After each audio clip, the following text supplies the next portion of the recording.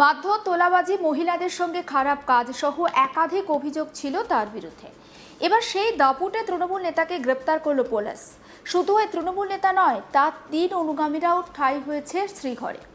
ধৃত তৃণমূল নেতাকে আদালতে নিয়ে যাওয়ার সময় চলে ডিম থেরাপি। পাশাপাশি চোর চোর স্লোগান তো ছিলই।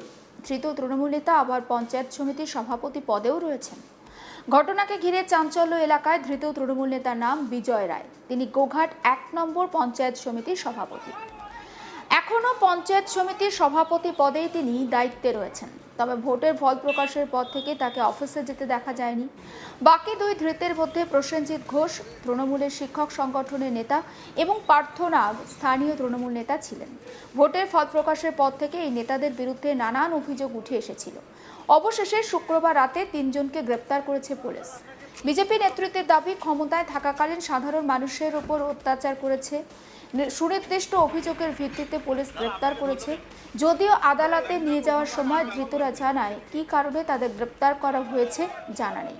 একবার শোনাই ধৃত তৃণমূল নেতা বিজয় রায় ঠিক কি বলছেন সেই বক্তব্য। রায়: দাদা আপনাকে ধরলো কেন? জানি না, অভিযোগ আমি জানতে পারিনি। দাদা আপনাকে ধরলো কেন? জানি না, অভিযোগ আমি জানতে পারিনি। দাদা আপনাকে ধরলো কেন? জানি না, অভিযোগ আমি জানতে পারিনি। দাদা আপনাকে ধরলো কেন? জানি না, অভিযোগ আমি জানতে পারিনি। দাদা আপনাকে ধরলো কেন? জানি না, অভিযোগ আমি জানতে পারিনি। রাজ্যে পালা বদলের পর থেকে দেখা যাচ্ছে দিকে দিকে তৃণমূল নেতৃত্বের বিরুদ্ধে থানায় অভিযোগ জমা পড়ছে। কোথাও তোলাবাজি, হুমকি, প্রকল্পে দুর্নীতির অভিযোগ তুলে সরব হয়েছেন সাধারণ মানুষ। আবার কোথাও তৃণমূল নেতৃত্বের ওপর আছড়ে পড়ছে সাধারণ মানুষের জনরোষ। চলছে ডিম থেরাপি। বিজেপির দাবি, তৃণমূল জমানায় একাধিক দুর্নীতির সঙ্গে যুক্ত ছিল তৃণমূলের নেতা থেকে দলের কর্মীরা। সাধারণ মানুষকে ভয় দেখিয়ে সেই সময় রাখা হতো। কেউ যদি তখন প্রশাসনের দ্বারস্থ হতো, তাদের প্রাণ নাশের মতো হুমকি দেওয়া হতো। তবে রাজ্যে পালা বদলের পর মানুষ এখন অনেকটাই সাহস পেয়েছে। তারা থানায় অভিযোগ জানাচ্ছে। আসুন শোনায় বিজেপির যুব মোর্চা সহ সভাপতি শুভময় কুণ্ডু কি বলছেন সেই বক্তব্য। অন্যদিকে বিজেপির জেলা কমিটির সদস্য সেলিম মণ্ডল তিনি ঠিক কি বলছেন সেই বক্তব্য শোনাবো।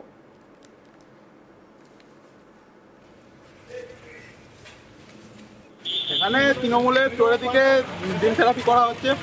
তারা যে দুর্নীতি, যে আমাদের কর্মীদের বিরুদ্ধে কেস, শিলদানির কেস, এই কিছুদিন আগে আমাদের এই একটা কেস উঠলো। তো সেই জন্য আরের কালোবাজারি, দুর্নীতি, এর জন্য আমরা কর্মীরা মিলে সবাই ডিম থেরাপি করছি। আপনার নাম? বিজয় রায়কে করলাম, পঞ্চায়েত সমিতির সভাপতিকে। দেখুন, গোঘাট 1 নম্বর পঞ্চায়েত সমিতির সভাপতি অর্থাৎ প্রাক্তন ব্লক সভাপতি বিজয় রায় কাল গ্রেপ্তার হয়েছে। বিজয় রায়ের শাসনকালে বিজয় রায় এত অত্যাচার সাধারণ মানুষের উপর করেছিলেন, ভোট পরবর্তী হিংসা, বাড়ি ভাঙচুর, তোলাবাজি থেকে শুরু করে সমস্ত রকমের যত অপকর্ম আছে, সব অপকর্মের সঙ্গেই বিজয় রায় জড়িত।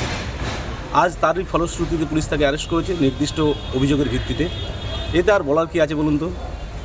তৃণমূলের যেটা কালচার, সেই কালচারে বিজয় রায় অভ্যস্ত ছিল, সমস্ত রকম নোংরাম করেছে। তার বিরুদ্ধে সুনির্দিষ্ট অভিযোগ থানায় দায়ের হয়েছে। সেই অভিযোগের ভিত্তিতে পুলিশ অ্যারেস্ট করেছে। সমস্ত বিষয়টা নিয়ে আমার কলিগ পার্থ রাহা ঠিক কি রিপোর্ট তুলে ধরেছেন আসুন দেখাই। এবার মারধর, তোলাবাজি এবং শ্লীলতাহানি সহ একাধিক অভিযোগে গ্রেপ্তার গোঘাট 1 নম্বর পঞ্চায়েতের সমিতির সভাপতি বিজয় রায়। তাকে কিন্তু ইতিমধ্যেই গোঘাট থানা পুলিশ গ্রেপ্তার করেছে এবং তাকে গোঘাট থানায় নিয়ে যাওয়া হয়েছে।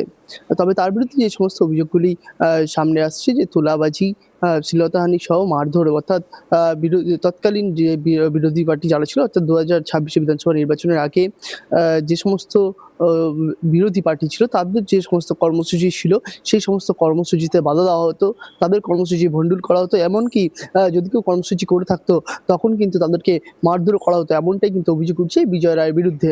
এবার কিন্তু পুলিশের জালে সেই বিজয় রায়, তার বিরুদ্ধে একাধিক অভিযোগ গোঘাট থানায় জমা পড়ে এবং গোঘাট থানার পুলিশ প্রত্যেকটি বিষয় খতিয়ে দেখে কিন্তু তাকে ইতিমধ্যে গ্রেপ্তার করেছে।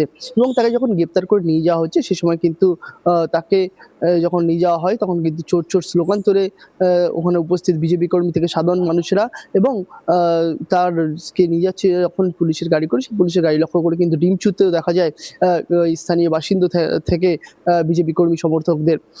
বিজেপি তরফ থেকে এটা দাবি তোলা হচ্ছে যে 2026-এ যে বিধানসভা নির্বাচন, সেই বিধানসভা নির্বাচনের আগে পর্যন্ত কিন্তু গোঘাট 1 নম্বর যে গ্রাম পঞ্চায়েতের পঞ্চায়েত সমিতি রয়েছে, গোঘাট 1 নম্বর পঞ্চায়েত সমিতি, সেই পঞ্চায়েত সমিতি কিন্তু সভাপতি ছিলেন এই বিজয় রায়, এবং এই বিজয় রায় তিনি কিন্তু এলাকার একজন দাপুটে তৃণমূল নেতা, এবং তার বিরুদ্ধে কথা বলার মতন ক্ষমতা সেই মুহূর্তে কিন্তু কারুর ছিল না।